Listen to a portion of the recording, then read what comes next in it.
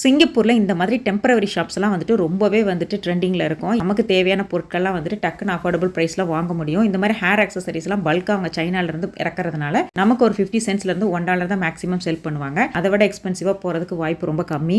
அழகு எப்போவுமே ஆபத்தானதுன்னு சொல்லுவாங்க. அது எதுக்கு பொருந்ததோ இல்லையோ இந்த கேட்ச் கிளிப்க்கு ரொம்பவே பொருத்தமாக இருக்கும். நம்மளுக்கு ஒரு மாதிரி முடியெல்லாம் பட்டு கசகசன்னு இருக்கேன்னு சொல்லிட்டு நிறைய பேர் யூஸ் பண்ணுவோம். ஆனால் ரொம்ப கேர்ஃபுல்லாக யூஸ் பண்ணணுங்க. ஏன்னா அதில் ஒரு ஸ்ப்ரிங் இருக்கும். அது வந்து நம்ம மண்டையை பதம் பார்த்துரும். ஸோ ட்ராவல் பண்ணும்போதும் சரி, வீட்டில் இருக்கும்போதும் சரி, கண்டிப்பாக வந்துட்டு அதை யூஸ் பண்ணுறப்ப ரொம்ப கேர்ஃபுல்லாக யூஸ் பண்ணுங்கள். லைட்டாக இடிச்சா கூட போச்சு நம்ம மண்டை அடிபட்டுரும். ரீசெண்டாக இப்போ என் ஃப்ரெண்டுக்கு நடந்ததுனால தான் நான் இதை வந்து உங்களோட ஷேர் பண்ணியிருக்கேன். இந்த மாதிரி டெம்பரவரி ஷாப்ஸ்லாம் பார்த்தீங்கன்னா காலையில் ஒரு 7 மணிக்கு ஸ்டார்ட் பண்ணாங்கன்னா மத்தியானம் 1 மணி 2 மணிக்கெலாம் க்ளோஸ் பண்ணிடுவாங்க. ஆனால் ஈக்குவல் இன்டர்வலில் நல்லா ஷெட்யூல் மாதிரி போட்டுட்டு 2 வீக்ஸ் ஒன்ஸோ இல்லை மந்த்லி ஒன்ஸோ வந்துட்டு கண்டிப்பாக இந்த ஷாப்ஸ்லாம் திரும்பவும் ரிப்பீட் ஆகிட்டே தான் இருக்கும்.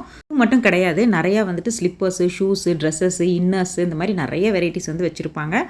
இருக்கா இல்லையா அப்படிங்கிற மாதிரி சிங்கப்பூருக்கு மட்டன் இந்தியாவிலேருந்து இம்போர்ட் பண்ணுறாங்களா பண்ணலையா அப்படிங்கிறது கடவுளுக்கு தாங்க வெளிச்சம். $1 மில்லியன் கொஸ்டினாக இருக்குது. இப்போ வரைக்கும் நிறைய பேர் டிஎம் பண்ணுறீங்க. நான் விசாரித்த வரைக்கும் இல்லைன்னு தான் சொல்கிறாங்க.